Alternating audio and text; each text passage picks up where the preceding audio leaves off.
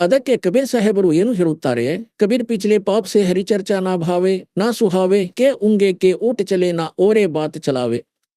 ಯಾರು ಪೂರ್ವಜನ್ಮದ ಸಂಸ್ಕಾರಿ ಪ್ರಾಣಿಗಳಾಗಿರುವುದಿಲ್ಲವೋ ಅಥವಾ ಯಾರ ಪಾಪಕರ್ಮಗಳು ಹೆಚ್ಚಾಗಿರುತ್ತವೆಯೋ ಅವರ ಮುಂದೆ ಸತ್ಸಂಗದ ಚರ್ಚೆ ಮಾಡಿದರೆ ಭಗವಂತನದ್ದು ಅವರ 3 ಲಕ್ಷಣಗಳಿವೆ.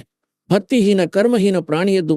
ಕಬೀರ್ ಸಾಹೇಬರು ಹೇಳುತ್ತಾರೆ, ಕಬೀರ್ ಪಿछले ಪಾಪ್ ಸೆ ಹರಿಚರ್ಚಾ ನಾ ಸುಹಾವೆ ಅವ್ರ ಕೆ ಉಂಗೆ ಚರ್ಚೆ ನಡೆಯುತ್ತಿದ್ದಂತೆ ನಿದ್ರೆ ಮಾಡುವನು ಅಥವಾ ಬೇರೆ ಯಾವುದೋ ಚರ್ಚೆ ಆರಂಭಿಸುವನು. ಸರಿ, ನಂದೊಂದು ಮಾತು ಕೇಳು, ಆ ಕೆಲಸ ಹಾಗಿತ್ತು ಅಂದರೆ ನೀವು ಪ್ರಯತ್ನಿಸುತ್ತೀರಿ, ಸಂಬಂಧಿಕ ಸಹೋದರ ಸಹೋದರಿ ಮಿತ್ರನೊಂದಿಗೆ ಚರ್ಚೆಯನ್ನು ಮಾಡುತ್ತೀರಿ, ಸ್ವಲ್ಪ ಹೊತ್ತು ಕೇಳುತ್ತಾನೆ, ಅವನ ಧ್ಯಾನ ಅಲ್ಲಿ ಇಲ್ಲಿ ಇರುತ್ತದೆ.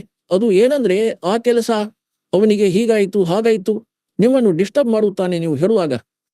ಮತ್ತು ಮೂರನೆಯದ್ದೇನೆಂದ್ರೆ ನನಗೆ ಕೆಲಸ ನೆನಪಾಯಿತು ನಂತರ ಸಿಗುತ್ತೇನೆ ಎಂದು ಹೇಳಿ ಎದ್ದು ಹೋಗುತ್ತಾನೆ.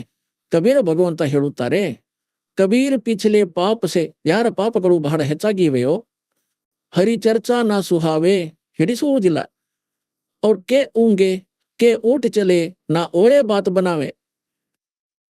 ಹೀಗೆ ಇವು ಆ ವ್ಯಕ್ತಿಯ ಲಕ್ಷಣಗಳಾಗಿವೆ.